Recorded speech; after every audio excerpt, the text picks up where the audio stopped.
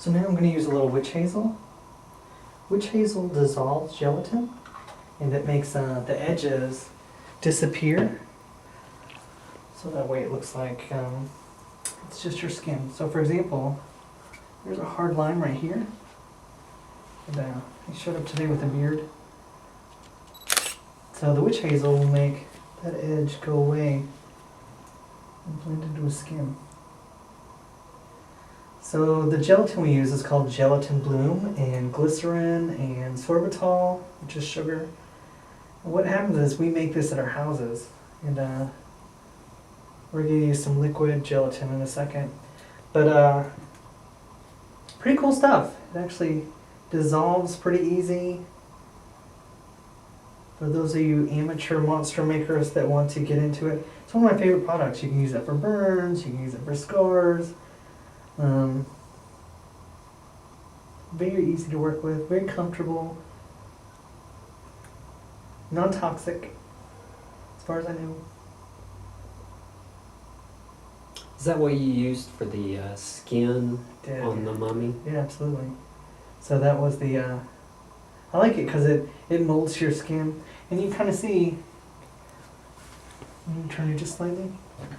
This edge is kind of blended out, so when I put a little color, it'll look like that's really his face.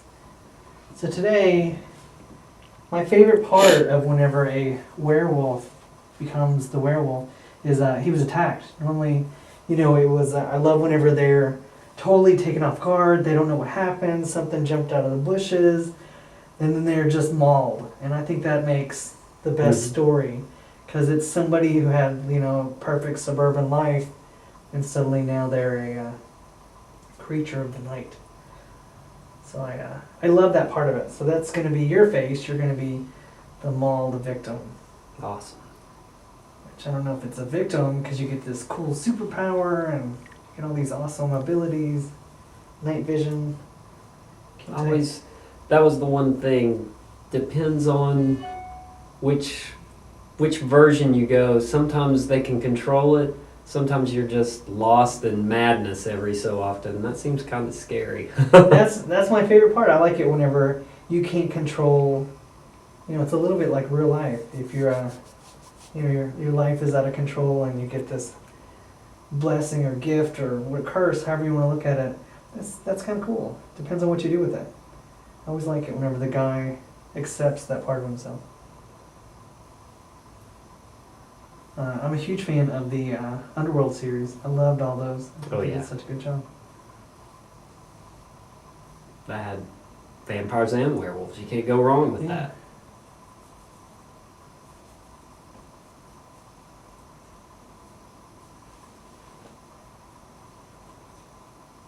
Any loose spots? Do you feel anywhere that's not touching your face? Feels very solid.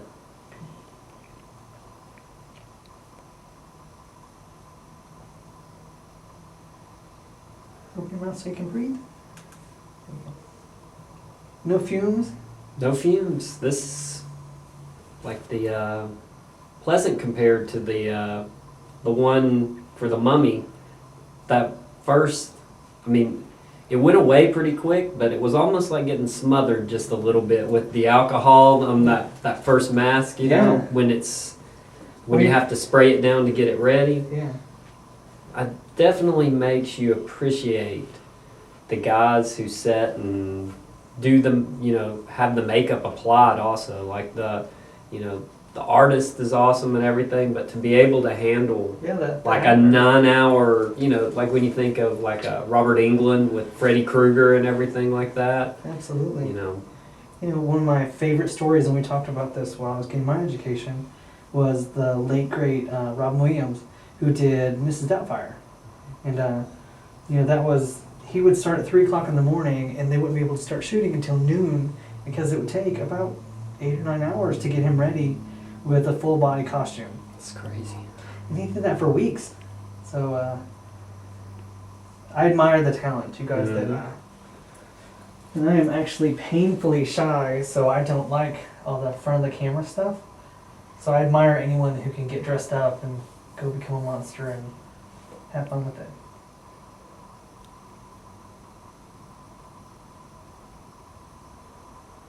Who wouldn't love to dress up though? I gotta admit, a lot of the people when they get their monsters made up, they get so excited and they become the character and they growl and snarl.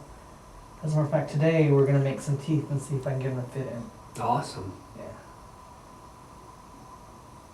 Halloween was always, you know, Your favorite? my favorite holiday.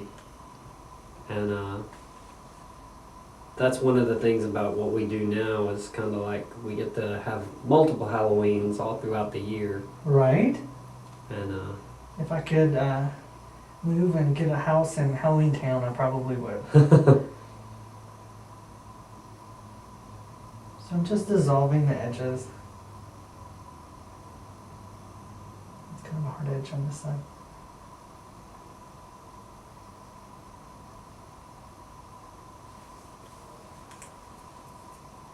And what when you dissolve it, on the tip of your brush you'll get like a jello, just like melted jello, because that's what this is. It's a type of jello.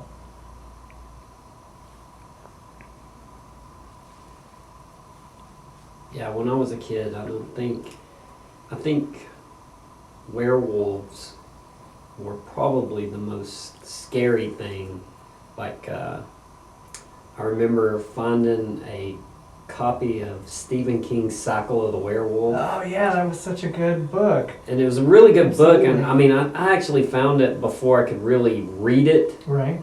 but I could see the pictures, because that's one of the only Stephen King Illustrated, books. yeah. It was like illustrated, and the pictures in it are like Shocking, amazingly yeah. good, but like shocking, you know. I mean, I still remember like, and I looked at The that and I thought, Valentine's chapter. oh yeah, I That mean, was my favorite one. it's like you look at it and you're like, wow, this is really scary. And then, I mean, I was very small still when the first time because I loved horror movies, but they would scare the crap out of me, you know. Right. So it's like I would enjoy them. My parents were like kind of the laissez-faire parents, you know, Mhm. that was like, go get you some movies from, you know, The the Blockbuster. yeah, it was like they were like, you know, you can get the 10 for 10, you know, and have a weekend of it. It's like a babysitter.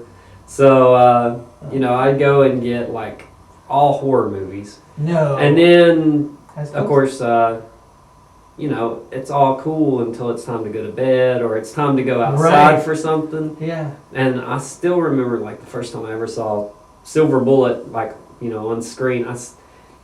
And out to this day, actually, I think it scared me so much when I was a kid. Just the being outside and the werewolf being out in the bushes while he's shooting the fireworks. Yeah. And you can just, you know, it would pan over and show him just kind of breathing and that unknown out there in the woods. Like, I still, to this day, will look out sometimes and be like, ugh, that just kind of gives me the chills. I'll think of that.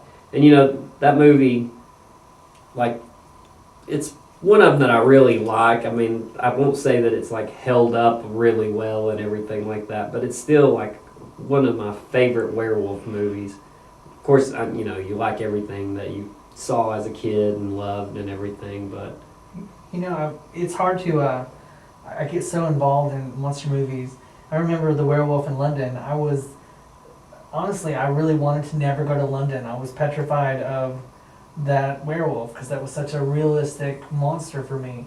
So yeah, it changed me quite a bit. I didn't want to travel. I didn't want to leave out of my little city because of, you know, the rest of the world has werewolves. you definitely wanted to stay out of the moors. Yes, I did not want any of that stuff. So yeah. Edges are coming together really nice. So your face should be a little bit sticky right now. Mhm. Kind of feel a little sticky. That's kind of normal. That's the adhesive that I use. But in a second I'm going to set it. You know, my favorite thing right now is when I was a little boy, I remember all of us boys would talk about monsters, and you know, I like to hear whenever the girls are monster fans, and the girls say, you know, oh, I think it's cool too. My older brother was into that. And I think monsters are universal. You can be a guy, you can be a girl, you can be any age, and it's really cool to hear so many people are fascinated with this. With the monster makeup. Alright, look at an edge.